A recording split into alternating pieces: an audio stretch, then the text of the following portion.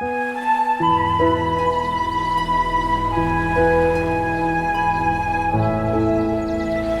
समय की बात है, राजपुर नाम के गांव में महेश नाम का एक गरीब व्यक्ति अपने बूढ़े दादा के साथ रहता था। वह बहुत ही मेहनती और चतुर व्यक्ति था। वह दूसरों के खेतों में काम धंधा करके किसी तरह अपना जीवन यापन करता था। अगर उसे किसी दिन लोगों के खेतों में काम नहीं मिलता तो वह जंगल की तरफ चला जाता था और कभी लकड़ियां ले आता तो कभी जंगल से फल तोड़कर घर ले आया करता। और गांव के बाजार के दिन महेश अपने पुरानी साइकिल पर सारे सामानों को लाद कर बाजार ले जाता और थोड़े बहुत दामों में बेच दिया करता। अरे भाई केले ले लो, आओ आओ जल्दी आओ, केले ले लो मात्र 20 रुपए दर्जन, साथ ही साथ ताजा ताजा आम भी ले लो मात्र 20 रुपए किलो, मात्र 20 रुपए किलो। अरे आओ भाई आओ। अरे महेश भाई, लकड़ी कैसे गट्ठर दे रहे हो? अरे रामू, मात्र 50 रुपए गट्ठर है। लकड़ी इससे कम में मिल जाए तो मुझे कहना, पूरे बाजार में जाकर देख लो, इससे कम में तुम्हें नहीं मिलेगा। अच्छा, मुझे एक गट्ठर लकड़ी दे दो। क्या बताओ महेश भाई, आजकल जंगल जाने का समय ही नहीं मिल पा रहा है और साथ ही साथ घर में लकड़ी भी खत्म हो गई है। खाना बनाने के लिए कुछ बचा ही नहीं है। हाँ हाँ, क्यों नहीं, देता हूँ देता हूँ। इतनी मेहनत करने के बाद भी महेश 2 समय का भोजन बहुत मुश्किल से जुटा पाता था। वह हमेशा सोचता था कि काश उसे कहीं से थोड़ा सा धन मिल जाए तो वह व्यापार करके खूब सारा धन कमाए और इस गरीबी से हमेशा के लिए छुटकारा पाए। मगर इतनी मेहनत करने के बाद भी उसे कहीं से धन नहीं मिलता। महेश के दादा बहुत ही बूढ़े हो चुके थे। उन्हें देखकर ऐसा लगता था कि किसी भी दिन वह दुनिया छोड़कर चले जाएंगे।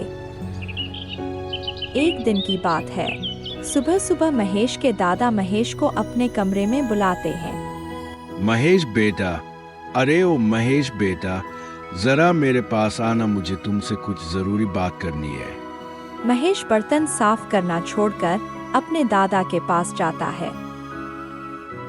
क्या हुआ दादाजी, आप क्यों मेरा नाम लेकर बुला रहे हो? बेटा, अब मुझे लगता है कि मैं थोड़े ही दिनों का मेहमान हूँ। आप ऐसा क्यों बोल रहे हैं दादाजी? तभी महेश के दादा अपनी जेब से एक हीरे जैसे दिखने वाला सामान निकालकर महेश को देते हुए बोलते हैं, यह लो बेटा, मेरे पास तुम्हें देने के लिए कुछ भी नहीं है। ये लो हमारे खानदान की आखिरी निशानी, बस यही मैं तुम्हें दे सकता हूँ। महेश उस हीरे जैसी दिखने वाली चीज को देखकर बहुत खुश हो जाता है। कुछ दिन ऐसे ही गुजर जाते हैं। अब महेश के दादा दुनिया को अलविदा कह चुके थे, लेकिन जब भी महेश उस हीरे को देखता वह अंदर ही अंदर खुशी से झूम उठता। महेश उस हीरे जैसी दिखने वाली चीज को देखकर हमेशा रात को सोचता, मैं इस हीरे से मिलने वाले पैसों से एक अच्छा व्यापार करूंगा और जल्द ही अमीर हो जाऊंगा। अगले दिन सुबह सुबह महेश जल्दी उठकर गांव के ही प्रसिद्ध जौहरी के पास जाता है और महेश जौहरी को हीरा दिखाते हुए बोला, जौहरी जी, यह देखिए, मैं आपके पास बेचने के लिए क्या लाया हूँ। आप इसका कितना मूल्य देंगे, बताइए। हीरे को देखकर जौहरी ने अच्छी तरह परखा और एक मुस्कान के साथ बोला, अरे महेश, यह क्या उठा लाए हो? यह कोई हीरा वीरा नहीं है, यह तो एक साधारण कांच का टुकड़ा है बस। इतना सुनते ही महेश के पैरों के नीचे से तो जमीन ही खिसक गई, जैसे उसके सारे सपने चूर चूर हो गए। वह अंदर ही अंदर बहुत दुखी हो जाता है और अपना हीरा लेकर वापस अपने घर की ओर चल पड़ता है। लेकिन महेश हार मानने वालों में से नहीं था। उसने मन ही मन सोचा, कल तो नगर के सबसे बड़े जौहरी राजमहल के यहाँ जाएगा और अपने हीरे की परख करवा कर आएगा। यह सोचकर वह निश्चिंत होकर रात को सो जाता है। अगली सुबह महेश नगर के रास्ते के लिए कुछ जलपान का व्यवस्था करके नगर की ओर निकल पड़ता है।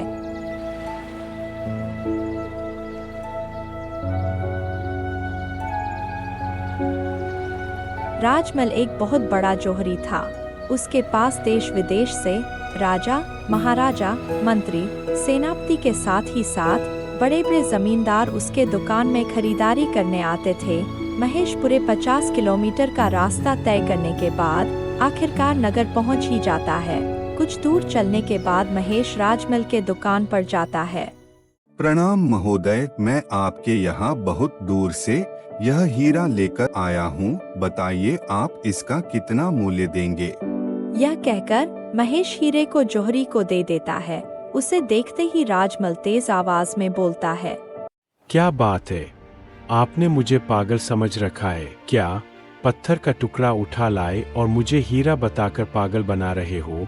मेरे पास इतना फालतू चीजों के लिए समय नहीं है। महोदय, आप अपना हीरा लीजिए और यहाँ से कृपया चले जाए। महेश ने बनावटी आश्रय व्यक्त करते हुए कहा, क्या पत्थर का? नहीं नहीं, ऐसा नहीं हो सकता। यह तो हमारे खानदान की निशानी है। यह तो खानदानी हीरा है जो मेरे दादा को उनके परदादा ने दिया था। दादा के जाने से पहले वह मेरे को यह हीरा सौंप कर गए। अब थोड़ा घर में परेशानी हो गई है तो सोचा इसे बेचकर कुछ पैसे मिल जाते। इतना सुनकर राजमल ने हीरे की परख दोबारा की और करके बोला, माफ करना महोदय, यह कोई हीरा नहीं है। यह कांच या पत्थर का टुकड़ा ही है। मैं तो इतना पारखी हूँ कि किसी भी हीरे को देखकर ही बता सकता हूँ कि वह कितने मूल्य का होगा। तब महेश दुखी मन से बोला, महोदय, आप ऐसा करिए ना। मेरे इस हीरे को अगर आप खरीद नहीं सकते हो तो कम से कम आप इस हीरे को अपनी दुकान में ही रख लीजिए। अगर कोई ग्राहक आए तो आप इसे बेच दीजिएगा, वरना कुछ समय बाद आकर मैं यह हीरा ले जाऊंगा। महेश को गिड़गिड़ाता देखकर राजमल का दिल पसीज गया और वह इस बात पर राजी हो गया कि यह हीरा वह अपनी दुकान में रख लेगा। अगर बिके तो बेच देगा, नहीं तो वापस कर देगा।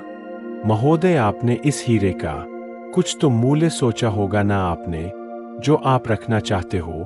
अब बताइए मैं इसे ग्राहकों को किस मूल्य पर बेचूं? आप इस हीरे की कीमत लोगों को 20,000 बताइएगा। इतना कहकर महेश अपने घर को लौट जाता है। राजमल अपना नाम खराब नहीं करना चाहता था, इसलिए वह उस हीरे को किसी को भी बेचने के लिए नहीं दिखाता था। बस वह वैसे ही के वैसे ही पड़ा रहता था। इस बीच बहुत बार महेश दुकान आकर अपने हीरे के बारे में पूछ चुका था, मगर हर बार उसे निराशा ही हाथ लगती। एक दिन राजमल के यहाँ एक व्यक्ति आया और उसने खुद का परिचय देते हुए कहा, प्रणाम महोदय, मैं पड़ोस के राज्य हस्तिनापुर के राजा चंदन सिंह का सेवक हूँ। राजा चंदन सिंह अपने राजकुमारी को उपहार में देने के लिए एक हार चाहते हैं जिसमें एक हीरे का पेंडल पड़ा हो। यह सुनते ही राजमल उसे तरह तरह के हीरे दिखाने लगा। वह व्यक्ति हीरे देखता रहा, मगर उसे कोई भी हीरा पसंद नहीं आ रहा था। उसकी पसंद को देखते हुए राजमल यह समझ गया था कि इसे हीरे के बारे में कोई जानकारी नहीं है। वह तो बस उसके रूप को देख रहा है। जब उस व्यक्ति को कोई भी हीरा पसंद नहीं आया तो हारकर राजमल ने महेश वाला हीरा दिखाया। उसे देखते ही वह व्यक्ति चहक उठा और बोला, हाँ महोदय, हाँ, यही वह हीरा है जिसे मैं तलाश कर रहा हूँ। देखो तो कितना खूबसूरत है। महोदय, आप इस हीरे का कितना मूल्य लेंगे? राजमल ने मन ही मन सोचा, 20,000 तो महेश ही मांग रहा है, क्यों ना मैं इसकी कीमत 40,000 बताऊं, तो 20,000 महेश को देकर 20,000 का मैं भी लाभ कमा सकूंगा। यह सोचकर राजमल ने उस हीरे की कीमत 40,000 बताई। महोदय, मैं इतनी धनराशि लेकर तो नहीं आया हूँ, पर इस समय मेरे पास 5,000 है। आप यह जमा करके सौदा पक्का कर दीजिए। मैं जल्द ही और रुपए लेकर आऊंगा और यह हीरा ले जाऊंगा। अगर मैं वापस नहीं आऊं तो आप मेरे रुपए जब्त कर सकते हैं। यह सुनकर राजमल सोचने लगा, उसका तो हर हाल में फायदा है। अगर हीरा बिकता है तो 20,000 उसे मिल जाएंगे, और अगर यह व्यक्ति वापस लेने नहीं भी आया तो 5,000 तो मिल ही रहे हैं। यह सोचकर वह बोला, महोदय, सौदा मंजूर है। इस घटना के 2 दिन बाद महेश आया और राजमल से अपनी हीरे के बारे में पूछने लगा। अभी तो नहीं बिका है भाई। महोदय, आप मेरा हीरा वापस कर दें, क्योंकि मैंने सुना है एक व्यापारी किसी हीरे की तलाश में इधर उधर भटक रहा है। मैं अपना वह हीरा उस व्यक्ति को बेच दूंगा और बदले में उचित मूल्य प्राप्त करूंगा। अगर मैं यह हीरा महेश को वापस कर दूंगा तो मुझे 20,000 की हानि हो जाएगी।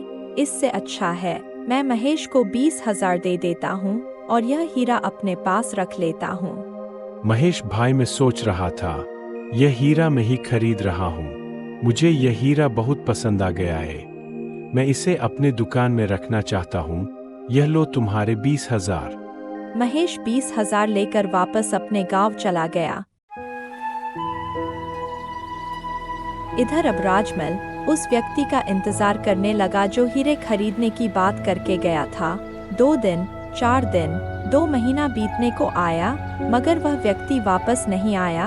अब तो राजमल को चिंता होने लगी, मगर वह क्या करे। उसने सोचा अगर नगर कोतवाल से शिकायत करें तो उसकी कितनी हंसी होगी।